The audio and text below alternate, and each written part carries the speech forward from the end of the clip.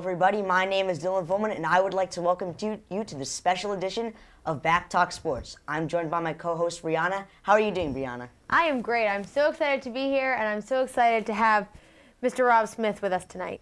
How are you doing, Mr. Smith? Excellent. Thanks very much for having me. All right, so let's get right into our topic here. Kevin Ware's big injury. A horrific injury in the Louisville game.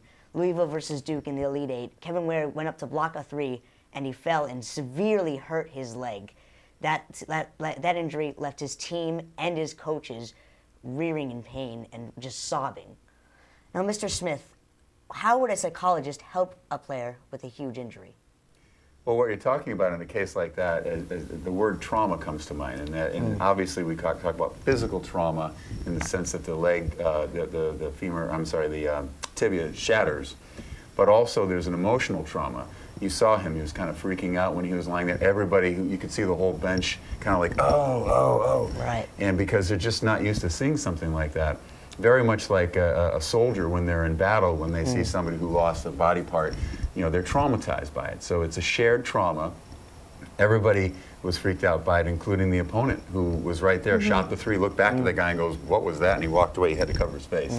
The big challenge, I think, will be not only the rehab and trying to get that leg back into shape and for him to get his coordination back, but also his emotional vulnerability, the feeling of your body just betrayed you. It did something it wasn't supposed to do, and you have to trust your body as an athlete. And if you don't trust it, then what's going to happen is you're going to be always questioning whether, hey, is this going to be the time that it happens again?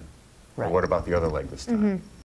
And now also with the fact that there were so many tweets on Twitter going out about this, there was also the factor with Facebook. I know I had no intention of seeing the actual graphic image of his injury right in front of my face on my computer screen, except because I was scrolling through my news feed, I was subjected to the pictures that people had shared and posted about this, and that was something that I wasn't expecting. So now, when we can't control what we see on our social media sources, how do you think parents should go about protecting their kids or, prefacing them with what they could see on their social media sites? It's really, guiding your kids and maybe creating filters for your kids who are on their computers so that they don't have access and they don't accidentally stumble across that. Right. And the media is, and the technology is changing so rapidly. I remember when email first came out, it was amazing the stuff you would get in an email and be like, whoa, holy cow, you don't open that at work, whatever you do. Right. So the stuff that was popping up, and now you don't see it because we've developed the filters and the blocks and things like that. So I think we just have to get more sophisticated with our filters, and our parents have to be able to learn how to protect their kids from that kind of exposure. But also I think you can't spare them every possible image that they're going to run across. So I think you have to have that conversation with them and let them know that this is a very serious injury, but one that this player himself will recover fully from, and that he's going to be okay. Speaking of social media, legendary Washington Redskins quarterback Joe Theismann tweeted his condolences to Kevin Ware. How would a player with a past injury help another player going through recovering from a serious injury? Well, it's funny that you mentioned that because my mind went right to that, and I was watching the game where that occurred and Lawrence Taylor ran into his leg. And so that's probably one of the first times that I'd ever heard of a leg breaking in that fashion. Right.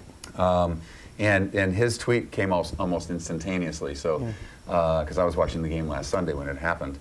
And I think what a player who's been through it can do is that they can kind of help outline the map for how, what can you expect. And most of the experience you have when you get injured is that you don't know what to expect. How's this going to feel?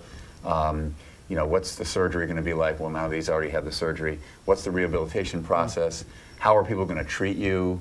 And so on. And so the athlete who's been through it can actually share with them sort of their experience and hopefully lower some of the uncertainty and therefore boost some of the trust that it's going to be okay in the long run. He needs to keep telling himself it's going to be okay. And you're really right. Joe Theismann's leg injury was one of the first ever serious injuries to ever really take a player out like that. I mean, that ended his career.